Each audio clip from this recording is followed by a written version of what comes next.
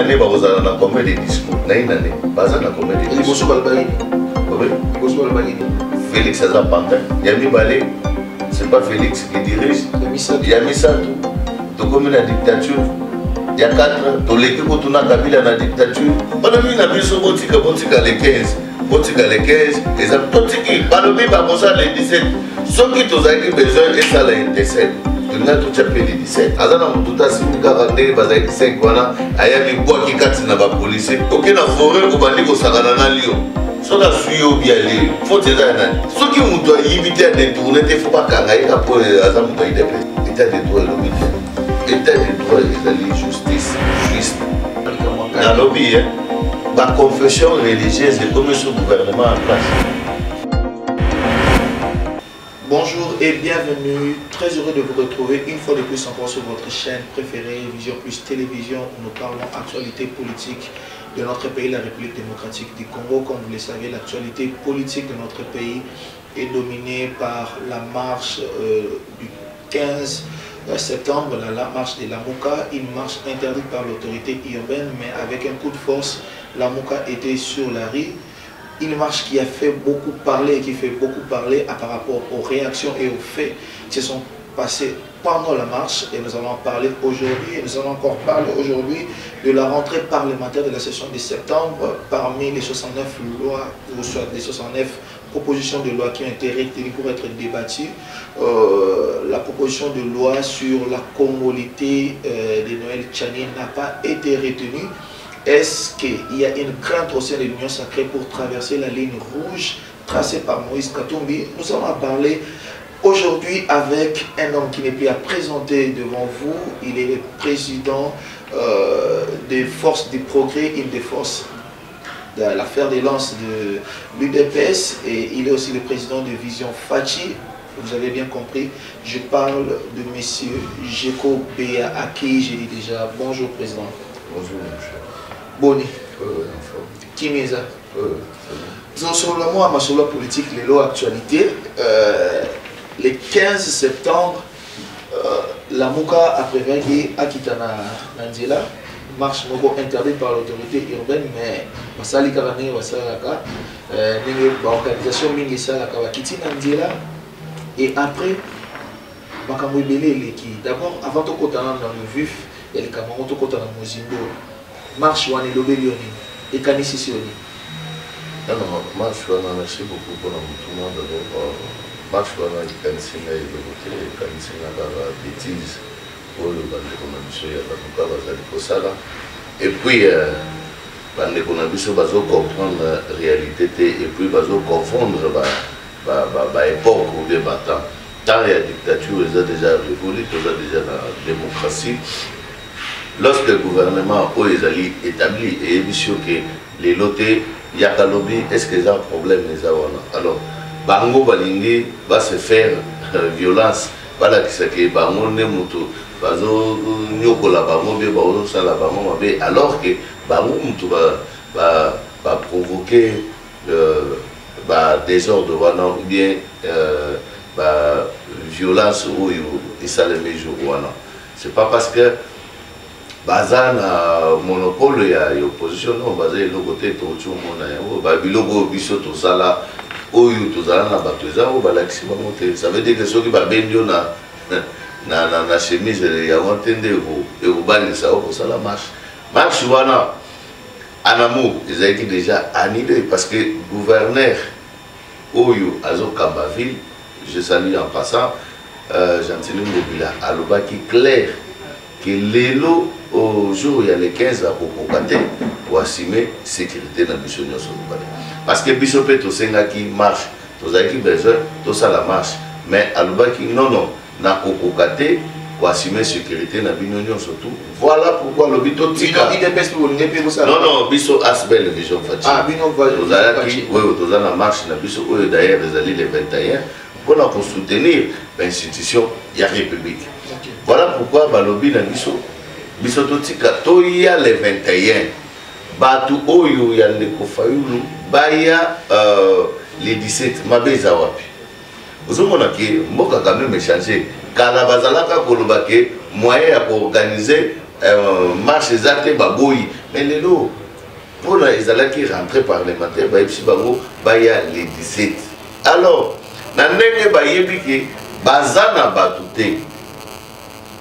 parce que biso toujours là que toza na bato tondimi tokoya le 21 mais bango lokola baza na bato te voilà pourquoi balingi basala désordre po baloba ke baempêchaki bango alors que baempêchaki bango te bayebisaki bango baya le 17 baya kosala marche balobi ke te marche oyo ya lamuka makambo ndenge la police eye intervenir ekanisisi bango Joseph Kabila non rien non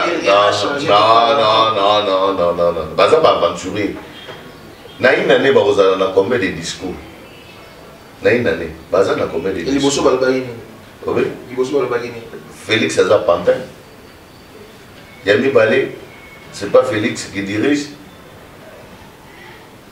ya misato tokomi na dictature ya 4 toleki kutuna Kabila na dictature ozo comprendre que bazo changer mais makambo ebele lobami na marche wana entre autres on va pas entrer trop dans la polémique mais quand même nous allons parler de ça parce que il lobby si bato ebele ata bato ba réaction ya bato ya côté il y a FCC Marie-Ange Mouchebe quoi lobby en gros s'attaquer à la vie privée en moto Babilo c'est très grave yo le Rolanda qui en gros koloba était une personne ba autorité ebele ya bango ba msusu bazo pesa accès et pas président Félix Tshisekedi, mais c'est quelqu'un qui ne fait que voyager et je vais dire ça comme ça parce que c'est vulgaire, permettez-moi, et draguer les filles, c'est trop bas. Mais yo, comment vous avez senti votre ressenti par rapport à cette réaction qui est prise à chaud comme ça de M. Martin Fayulu?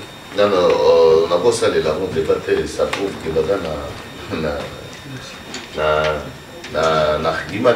c'est mal que Bazar en cours. Il y a argument. C'est comme ça que le baba bêtise parce qu'un homme sérieux et puis le président Nengazawana Zalina Tawanate Azolo de l'incident où Bazo Denga où il s'est marqué dans l'aéroport par rapport à moi, il y a Massa, il y a président Denga qui c'est tout à fait normal. Le président Zali congolais, il a des gens au Bayebi, Azalina Bandeko, Azalina famille. C'est pour la première fois. Namboka na biso tout le monde moto a aussi na famille oyo baza oublié moto a bande yebani na bato zo pouvoir. Yango na bazo crier na scandale. Au moins le président qui matanga oh ko ne matanga chef de l'état ko chef de l'état qui ne matanga de ndengeni. Chef de l'état qui ne fait oh chef de l'état qui n'a fait té. Mille pas. Et comment mis la constitution que chef de l'état ko ne matanga te. Oublié à qui ne fait té. Ba chef de l'État oyo bazalaka ba mystérieux bazalaka na ba dévoté surtout tuni origine à Mobutu ezali non connu totuni origine ya musée ndenge moko totuni ya Joseph ndenge moko mais il y a Tshisekedi eza bien détaillé eza na ba racine nango eza bien assis. Voilà pourquoi ça veut dire que différence il y a un prédécesseur il y a un bazo ils ont légué la bango bah éviter que le président alia oh président ça moutou bah mais ça n'a pas mon Kabila alia gâté oh n'a pas besoin de Kabila alia. Mais apparemment c'est comme si c'est le protocole bazo assurer peut-être non président non parce qu'il est démocrate Est-ce que c'est la démocratie ou bien moi Faya Sécurité? Non, Faya Sécurité, le président, il est conscient de ce qu'il fait. Parce que sur les alliés qui faillent à l'Ingabenga Bango, à gagner la bataille sécurité. Mais là, quand il laisse, c'est tout à fait normal pour comprendre que après la présidence de la République, il y a une autre vie. Ah oui? Ça veut dire que Azola qui s'appelle que c'est un humain, un jour à Roleka, Moussou Super, oui, vous comprenez? Oui, lui il est comme ça. Et ça monte à ça bandakala. Azalaka bongo vina e mobimeza na mobongo. Siko. Balingi comme un mystère, c'est le président c'est kakaté, président moi solo la kana batute. Oh, pour la nuit. Biso tozali na union pour la démocratie et le progrès social. Progrès social, wana ezali. Eza kokima bato. Ça veut dire que nous avons travaillé pour l'amélioration des conditions de vie des populations. Mais ça, parmi les revendications, nous avons pour la marche, entre guillemets, amélioration des conditions de vie de la population. C'est comme si le gouvernement en place la côté. Il n'y a que des promesses et des promesses. Pour l'année, il y a les 17. Ça veut dire que les 17, pour tout comprendre. Ça veut dire que lorsque les journaux vont bouillir, bon, et un désordre, pour éviter, pour couper sa message, comment tu checkes les 15, mais pour couper sa message, les 15, après ça va flamme. Non, tant que le bibotika, tu checkes. Pendant que botika les 15, botika les 15, et ça, tu checkes. Pendant que les 17. Ceux qui ont besoin et ça l'a intercède. Tu n'as tout appelé les 17. Mais apparemment les 17, les lots, apparemment, ils retractés, ça a été aventurier. Aujourd'hui, nous sommes les 17, mais apparemment, il n'y a pas aventurier. Bazali n'a pas tout. Bango Bazali, place où les années, action moko yebi ah na ba tout bon pour ça l'action pour ça la base il faut ça la nil na kindega place wana na mibwaka na ngaba ko ça nil ba okanga c'est ça biloko zo sala wana azana mututa simika kande bazali 5 wana aya mibwaki kati na ba policier non c'est pas comme ça lorsque ba ba yebi lorsque ba yebi soki 5 personnes maintenant lobby biso ba yebi biso les 21 posez la pour mon les 21 c'est ça. Tout ça quand même la démocratie.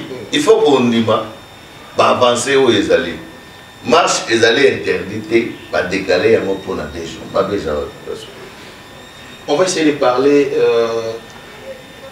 apparence, mon je m'y dégager. C'est comme si il y aurait alliance ou de façon, bien sûr, de façon formelle, mais informelle entre les FCC et la Mouka.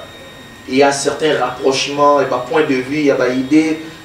Tout le monde ici, on a marche, certains partis de l'FCC accompagner la Mouka dans la marche, bien qu'il y ait des revendications, mais quand même, le même jour, tout le monde est parti au Noger, qui a M. Constant Moutanda, Azali Benandela, tout le monde est parti au Noger, Noger,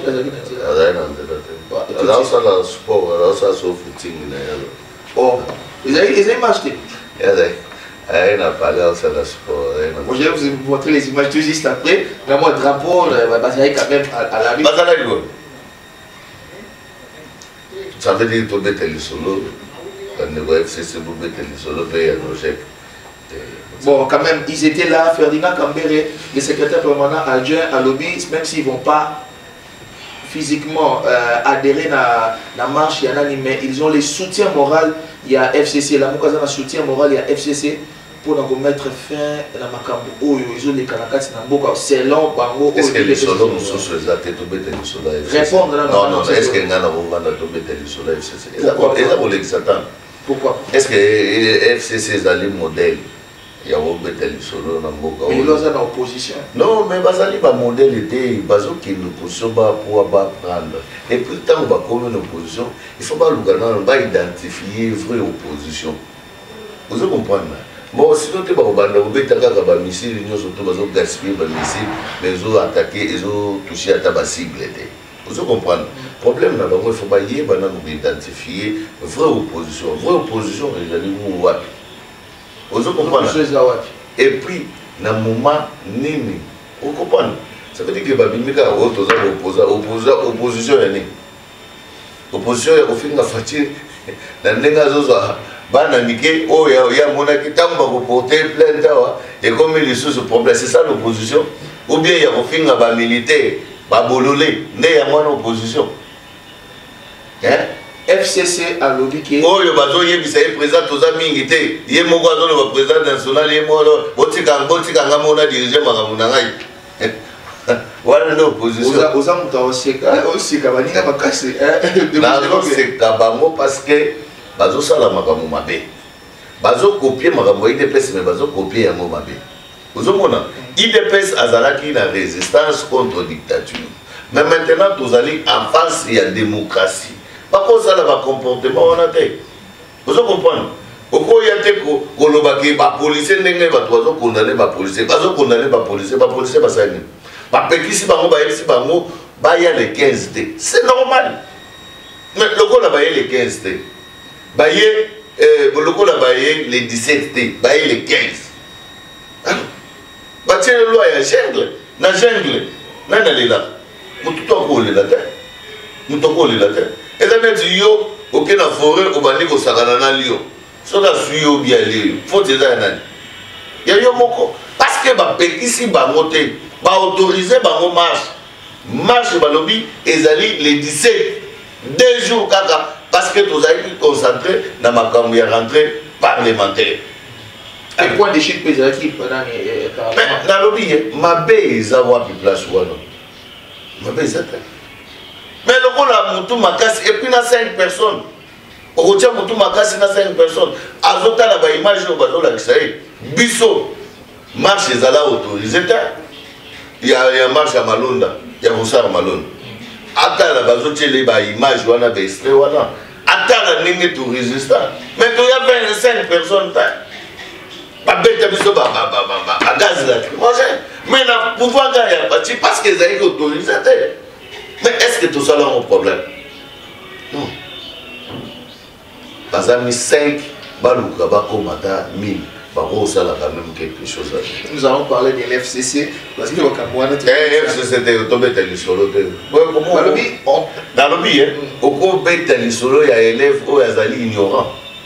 Oui, comme Balobi qui était l'élection, parce que tenir prêt à s'élever. Non, non, bête dans le solo, il y a FCC. Comme c'est contre l'élection 2023. Non, bête dans le solo, il y a FCC. 2023, élection, ils ont fait des semaines. Élection, ils allaient. Vous assure. Mais d'ailleurs, sûr que l'élection, ils allaient. Élection, doit organiser l'élection. Est-ce qu'ils allaient bisous? Mais ça veut dire que quelque soit dans l'élection, ceux qui vont le dire qu'il y a une précipitation et ça, les bêtes, ils m'ont beaucoup le voilà pourquoi. Voilà pourquoi il faut pas tenir pas conséquent dans ma communion surtout. Pas toujours bloquer ces nids. Est-ce que les alliés bisous? Les alliés bisous? Parce que les Camerounais, il y a un bazar le bâti. Balobi qui était et c'est les Camerounais Malon d'aller tenir pour quoi jurisprudence. FCC lobby qui était gouvernement en place éthique pour ça la forcing pour les Camerounais. Dans le lobby, la confession religieuse est comme ce gouvernement en place. Non, pas pour tirer ma ficelle, 2 contre 6. Est-ce que ça m'a comme souci? Non, pas de bêtises. Parce que ceux qui toquent les sous, ceux qui toquent, tu acceptes comme les Camerounais, tu acceptes comme jurisprudence. Tu bois, pas que les sous. Mais nous sommes en période d'attente. Mais il y a mon azolo bâtard, on va qu'il y ait 4 bazuis, 4 babouilles, ou bien 3 babouilles, 7, 5 bandimi. Tu vois qu'il y a des choses dans la jurisprudence. Après combien de mois? Ça veut dire que tu vas nous quitter. C'est l'église qui est en train d'entretenir le feu. Mais c'est l'église, les bassins qu'on est pour tout ça.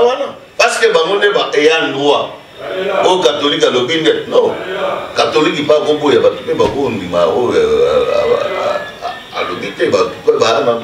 c'est la démocratie. Bazan a droit, na bango, oui. 2 contre 6 à Tabinomo. Nous allons parler de la rentrée parlementaire. 69 propositions à loi, ils ont retenu, qui entre le 28 et le loi ya kala où c'est mais na ba loi où il mikolo et lobby si bâtiment mikolo oyo loi mbao où il y a d'autres $500 puis il loi Chani où il y a la loi sur la congolité écologique où comme président de la République c'est la Congola botami na tata na mama oyo baye bani na kasi na mboka na biso mais on voit la loi mbao retenue dans le débat il y a session en septembre mais la loi Chani où vous allez débattre. Est-ce que l'Union sacrée a bangi ligne rouge où Moïse Katumbi a été ce qui va bâtir un débat kaka proposition à loi wana où il y a des Noël Tchani où ils allaient porter par les députés nationaux Tingi Poulou que je salue en passant. que la ligne rouge paye à l'union sacrée. Pourquoi il basculement est la majorité ou bien Nini? Pourquoi cette loi n'a pas été retenue pour le débat pendant que ma Congolais plus d'un Congolais? Non, je crois qu'il fallait autour il y a ensemble des gens et nous sommes sur photo dans le parce que Bissot le baki Lowana est allé pour tout Bissot. Tous ça de loin et de près. Il y a Mama Kambona. Et Zali Batou, il va réfléchir pour la République. Motutu aza libre. Il y a qu'à réfléchir ndenge Banobali. Mais Batou, Balimite Bandeko va réfléchir. On est comme une dictature. Oh, bango bato ensemble basali. Mais biso tolobi botoko commenter même pas. Parce que toloba ki toza ni de loin ni de près makambona etali biso te to so toloba ki yango. Balobi ote kozo banga moi te ndeko nanga to ko banga na kati ya opinion bato bazoloba bongo ça. To ko banga non to ko le ya nango te biso toloba ki yango te. Toloba ki toyebi makambo wana te. Etali même pas biso. Vous comprenez? Biso tolingi démocratie to va nesanyo ezala Moïse ezala Kabila ezala Martin Fayulu basangani saki moko to kobeta bango ndeko na ngai 2023 to suite obeta bango buto inde pesa moko ta changer kenda a changer te batunde bazoya vers biso to zana no majorité plus bato to bakisi ata bino moko biso bazoya pour la pouvoir non mais ezala bongo chaque pouvoir ya kana bato to ko boya bango te. Vous comprenez? Bato biso bazali na Kabila batiki Kabila babite tana esili bayepe na tafati. Alors na nyoso wana tayo moko oloba Moïse to beta ye na Kabila biloko nyoso to katanga wana to beta ata bino moko. Bota la kapata histoire ata parcours ya parti politique ngo oyo buzoloba to kende ko banga mutulo ola Moïse individu ye moko. Il dépêche les eza machine na zoloba yango. Ndeko Jean-Marc Kabunda Kogolala, Serge Kabuya Kogolala, mais il ne peut pas fonctionner. Même Fati a Kogolala, mais il ne peut pas fonctionner. Et puis il faut continuer. Et vous dites que ça, les membres président, Nabiso P. à son âme, Etienne Tshisekedi Wamulumba, a Koufi. Mais combien des années, toujours pouvoir? Ça veut dire que vous méritez pour tous le pouvoir. Ça veut dire que l'éthique est intacte et bougée, mais le long Moïse est sur le Koufi. Ensemble. Ce qui a l'alika dans le téléphone. Bateau le tout. Bateau pas ça. Parce que dans le machine, comment vous comparer le comparer. Est-ce que vous avez dans un avenir proche, disons, parce que nous parlons de 2023, cette alliance où les gens la MOUCA, INC, Ensemble pour la République, FCC. Vous avez c'est que match match quoi? Non, non, les Sanga et Mibi, ceux qui basanga ni Mibi, bango na bango. Alors, peuple est mort pour nous, ceux qui peuple est ni bonheur, ils sont dans un problème. Madame la ligne, franc parler, non, le rassemblement Mibi. Mais rassemblement Mibi. Mibi, on vous a la banque. Mais tous ça la banque, ils ont gâté tous aux kangas, mais nous sommes en prison. Tous aux kangas sont au Yibi. Est-ce que ça, tous aux tchani? Non, jusque-là. Bon, là, il y a une épée, c'est ça, à ça la alliance, na Mibi. Tous ça la naba to croyant que bazam motema malamu. Ceux qui ont une bonne foi, ou une souci que to bongisamboka, ou na besoin que to avancer. Je crois que to rozala na yo. Mais ceux qui ont ligné au yiba to kanyo parce que tous to yiba raté. Banda to bandi ceux qui na yibi. Non. Baluki ba to yibe pese ba yibi ba koseline de côté. Ya ouais makelele ayibi botikie. Bazuye botia na kasho. Bolande balandeli et le président na route. Toujours parce que le lobby capoté tout ça le lobby qui était UNC Ensemble FCC la MOUCA la sangani bango nous rassemblement ya miyibi ezali ya miyibi soko tali ba preuve ezali soko tali ba passer na bango ba passer ko oui passer ko ya bango nyonso wana ba totali o mona kaka ba la République au benga gouverneur modèle le meilleur gouverneur comme nana benga ye oh nana benga bango moko mutu baza la promotion ya ndeko na bango tango bakomi ba secrétaire ba Judas te eza bango na bango te Est-ce que biso na IDPS biso na IDPS to betela Moïse Mabou ya wapi? Bon. Donc le Moïse. Yo ne muto beti lisolo Moïse Gazaki gouverneur modèle là te muto beti. Vous avez parlé de Katanga Bobo nani Martin président Martin Fayoulou le président est décidé alobi Mabou Pembe n'a jamais touché. Yo kata yiba mbongo ya Rula Dambongol. Voa le kisa ya Gimbu de la ya. C'est comme solo wana nyonso wana to yebani. Mais Moïse tout le monde a besoin de boulot tout le monde a dette wana descendre quoi chez Coco yo va monter. Descendre. Oh ya tonga iba mbongo mboko yo kama. Non, on a vidéo mon réseau les cas on l'a fait juste après. Par exemple Martin Fayoulou sur le bas. Ah, je crois que tu ganda pour. Hein, ils ont les cas net. Ça évite ce que les gens passent banda pour je sais pas. Banda koyo ya kuna lobby. Il est sérieux na zaki na biso Martin Fayoulou za tumba pona ko loba makambo ya musito sinde ko nae. Vous comprenez? Ça veut dire ezali lisanga moko ya miyibi. Batie bangunga kutu na lingi bazala kutu losambo na ka mikolo nyonso tu ezali sata kote la bango basangana babunda te me basangana sata kote la bango basangana donc FCC Lamuka ensemble bango nyonso tu basangana INC basangana bon et puis élection est libre transparence démocratique et puis tu beta bango niveau mo merci, image autre. Nous allons faire revenir ça en 2023. Nous allons finir par parler, parce que nos chitons déjà, était le Longondo Libanda, état des droits, est-ce que j'ai coup parce que Batozo le bébé était le Longondo. Moto Oyo, à Sali était le Longondo, à Kene Nassima Bao, et ça, c'est l'UGF qui a fait un rapport. l'UGF a zali Moto ça veut dire que il faut tika pour tout ni mabe. Parce que tant que l'IGF monté à Zali Moutou ya République, ça veut dire que les alliés organisation ou bien institution. Mais Aza Moutou IDPS. Aza sympathisant. Non. Gilles Alingé qui n'est pas de bon. Aza Moutou IDPS.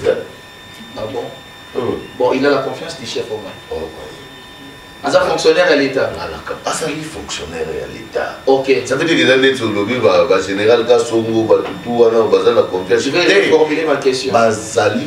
Basali à l'État. Ok, parce que c'est Basali à l'État, une raison de plus pour que UGF, Inspection Générale des Finances, et ça les rapports, après que ça la audit, dans la carte de gestion, il y a un bon où les gars qui ont la Covid-19, va trouver qu'il y a une somme au moins il y a 3 millions de dollars qui sans pied justificatif.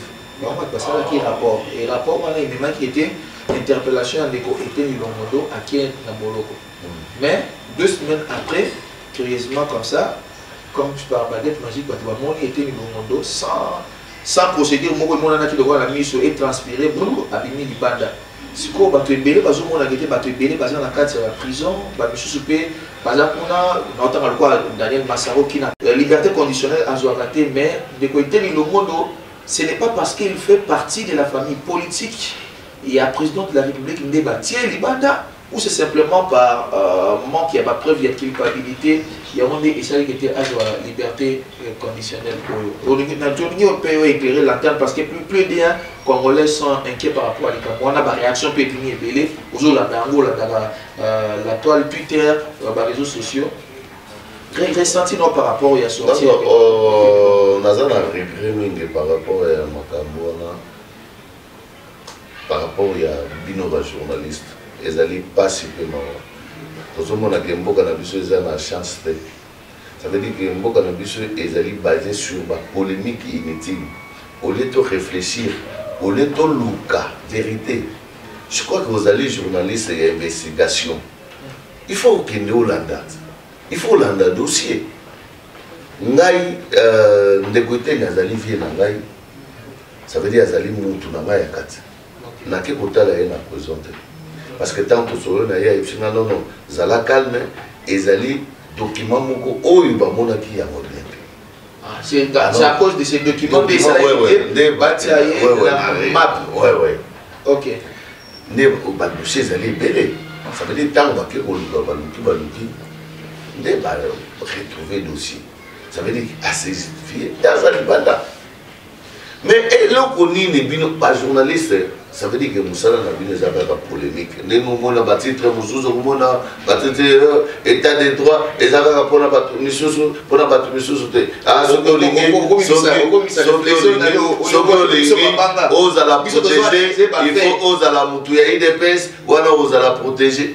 Ce sont des titres, oh, you, ma confrère, n'a pas de journaliste, c'est pas ça. Pour la polémique, pour la bataille. Mais contenu n'a pas de journaliste. Kende vérifier ne konanga IGF azawana ba cours et tribunaux ezali wana parquet ezawana ba juge o ba sambisi ndekoteli bazali wana ba document oyo a approuvé ezali wana clair. Alors ceux qui muto yibité à détourner il faut pas kangaye pour azamuto IDPS. État de droit et l'obité. État de droit ezali justice juste. Et à la moto, il est pèse, et à la moto, nous surtout au Asali Mabé, pas interpellé. Mais puis nous, vous allez, souci à la Congolais, Bénézaki, pas mon andégoté ni la prison. Et ça, dans le sens, ça veut dire que Ndekouana a été peut-être interpellé Mabé. Donc, les Bimaki, à Boïta, à Kenaki prison, pas gagné. Mais approuver, apaiser les documents. Et là, on a des journalistes, il faut que ça. Beaucoup de vérifier. Beaucoup de IGF. Vous allez, journalistes et investigation. Alors, que nous vérifier. Vous comprenez? Vous apporte parole à IGF. Je crois que vous allez intéressant. Au Kitimba la moko. Na parquet, on quitte na parquet, auquel vous avez un dossier, il y a un dossier, les lois justice, ils allaient libres et indépendantes. Les lois, on a un procès belé, ils ont ça dans la télévision. Ça veut dire qu'ils allaient pour rendre justice dans le fort. Landa, n'écoutez ni pays, Azali, assez abîmé. Oh, tout n'a yé, mi tout n'a pas. Mais tout n'a pas polémique. Il y a état de. Non. Il faut. Les journalistes n'abissent pas le niveau et pour ça bien tout le niveau il y a polémique. Oui, polémique des autres qui sabino, polémique titre des autres ça mais ils ont bien été. Je crois que et vous allez bien. Au moins les journalistes pas bêta ma jour. Pas bêta mais pour nous. Yes aussi naie azolanda makambo yo gouverneur à l'obité. Ba lobby marche les les 17. Mais hier, le rôle de Martin Fayolazana a chaud, il faut qu'il y ait place où il y a baye baké, où il y a banani, où il y a non. Mais quand même, on a un groupe exagéré, ça n'a été pas permettre, nous sommes là juste pour couvrir les. Est-ce qu'il y a eu des gilets jaunes en France, manifestation, les journalistes peuvent baser. Est-ce qu'on cautionne l'attitude ou bien. Nazo condamné. Lorsque va interdire manifestation, même pas jour. Mais lorsque balobi qui est aux mesures il y a pas assuré sécurité boya les 17 mais lorsque les journalistes peuvent foyer que manifestation là ils allaient interdire pour tant on va mettre gaz pour nous disperser les causes yo plus les affaires ma bête parce que biso attention pas péki biso photos à tout là c'est pas péki mais bino kozolo basiko te beaucoup ba victime. Les journalistes sont comme victimes. Non, mais il y a mon lobby. Parce que marche wana, ils allaient interdire. La force reste à la loi. Mon côté a défier l'État. L'État reste l'État. Sauf que l'État a salité. L'homme vous a l'appelé jurisprudence. Il y a un bâtiment non, mais on peut bazali censé diriger le lobby. On comprend. Pourquoi tous autres tika? Ça marche parce que tout le monde est bichon à pouvoir pour instaurer la démocratie. Il y a un moment tous autres tika. Mais lorsque le lobby basa mesure, il y a pas assuré sécurité. Bouya lobby kuna. Ma belle ça va. Mais bango basa censé peut pas diriger. Lobby so qui ba yebisi biso qui basa censé il y a pour sécuriser biso. Biso peut to bimara na balabala. On est dans des ordres de. Et c'est du coup le 25 septembre, au dossier à matin d'après, ils ont pris application pour les canards au Samba et le 25 Oyo. Ils sentent l'air aujourd'hui été un ex-premier ministre, sénateur de son État, devant le baron. ressenti là? Non, non, je crois que dans il y a quand même une justice est sélective. Vous comprenez? Et comme une justice pour tous. Vous comprenez? Ça veut dire aux à la présidente de la République, aux à la ministre, aux à la première ministre, aux à la mon niveau assez, je crois que nous surtout, nous allons appeler, il y a les cas, ceux qui sont salis mabé, ou bien ceux qui vont conseiller sur ma carte. Maintenant, nous allons juste, nous allons juger, nous allons ministère public, moyen à condamner ou bien à l'ouvrir ma carte, exacté. Nous surtout la minute où nous avons bénéficié la présomption d'innocence. Je crois qu'il y a des innocents, moyen tout le si vous pouvez culpabilité. Ouais, ouais. Mais en tant que Congolais, là, vous avez Premier ministre, sénateur, les tout puissants, Matata Pogno, le bosso, il y a un souci. Non, non, tu peux le voir que nous avons félicité l'avancée de la justice. Ça veut dire que l'état des droits est comme réel. Vous avez hormis bateau bazolo baké ezali sélectif non non ezali pona mutu nyonso to oyo osali mabe ozali appelé ba juger ba sambisa yo ozomona ça veut dire que soki mboka na biso to komi na ba niveau wana je crois que vous allez malamu mingi pona mboka na biso et puis nzala oyo tozolela ekosila nzala oyo tozolela eza non pas président de la République. Non, ils allaient battre au bateau accompagner chef de l'État. Ne moutuba yibaka. Bambongo ne moutuba détournaka. Mais tant que vous avez dit que baza protégé, tous les monde tous les lazala. Mais ce qui va comprendre que moutumoko les soutien na mboka o yazali protégé, je crois que bakosa là pour que vous allez ça nini. Et si là. Déjà tout le monde a la cantine populaire, la cantine, la caserne militaire, la cantine. Massam, on a 18 000 francs, 25 kilos. Quand même, c'est déjà un point de départ, peut-être social, cette fois-ci. Est-ce que vous pensez, parce que attends, si j'ai là, ils ont quitté, ils ont la casse sur on va dire que c'est 60 000 francs. C'est 60 000 francs. Tu as vu ça dans l'état de cette émission, tu as 60 000 francs. Mais il y a été. Non, non. Dans autres, la ministre, ça s'est là 3 semaines. Ok. Pour la moratoire. Par rapport à bateau et bateau, ça la m'a avanti voilà. Mais aujourd'hui après 3 semaines, tu aussi une démission parce que le ministre Azali censé travailler pour le social, il y a pas congolais ministre de l'économie. Mais ce qui a ça là, c'est qu'Azali n'a eu warrior. Alors, c'est bien avion déjà ça c'est effectif. Mais pour nous, il faut donner le temps parce que le gouvernement n'a pas de monopole dans le oui, mais tant au gouvernement. Il n'y a aucune société, l'État, où il s'arrête à la oui, il y a un de lobby. Non, non, tu y es. Non, non, tu y es. Ils allaient guerre, il y a FCC. Dans la deuxième phase, il y a combat. Dans la première phase, il y a une guerre politique. Tout le lobby déjà FCC. Tu continues dans la deuxième phase, où ils allaient phase guerre économique contre Batou. Où nous sommes FCC. FCC, dans la Nassima, il y a Batou. Il a fait. Oui, mais il a besoin que Biloko quitte parce que Bazo a sonné. Vous comprenez? Est-ce que vous avez vu que FCC na gratuité enseignement? Vous avez vu qu'il va les garder? C'est impossible. Et vous savez pas. Il y a un qui voté constitution wana oui to résultat qui parce qu'ils allaient m'abbé, ils allaient tailler sur mesure. Vous comprenez? Il y a un mot, il y a un président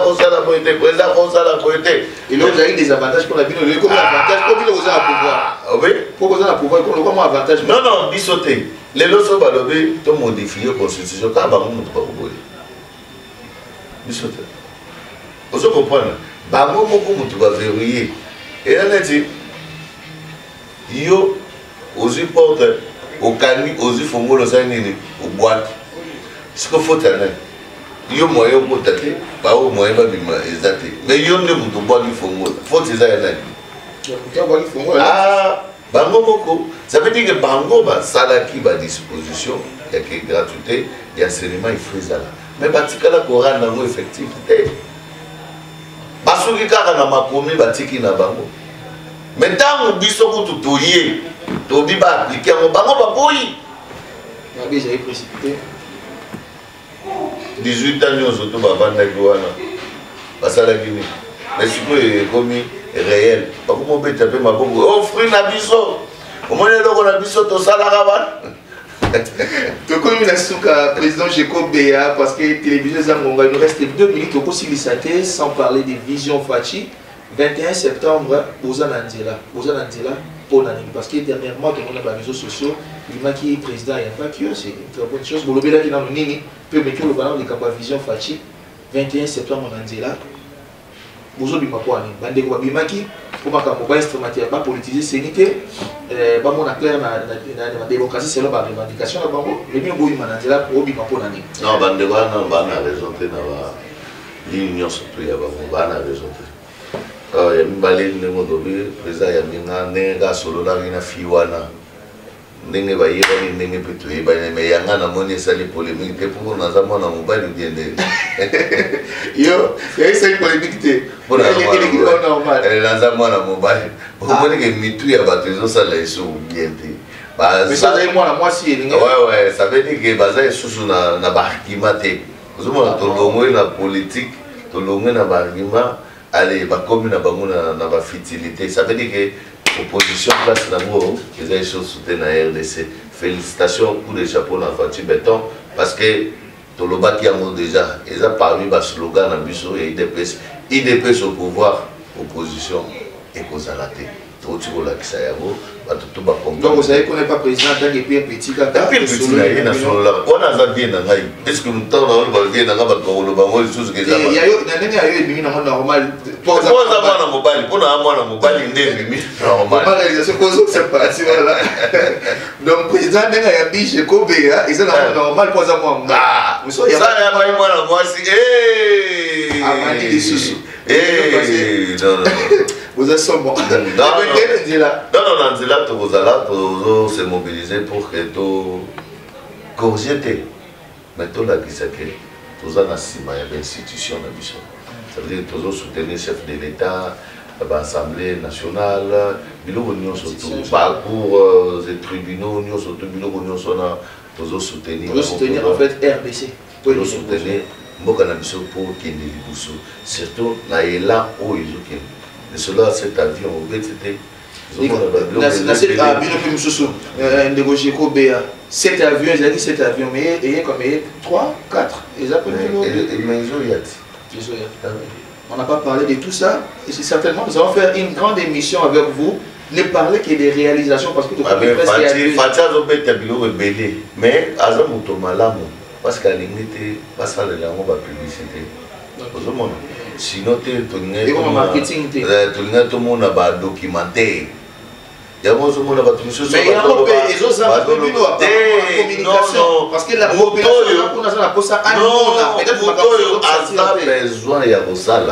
a besoin de publicité.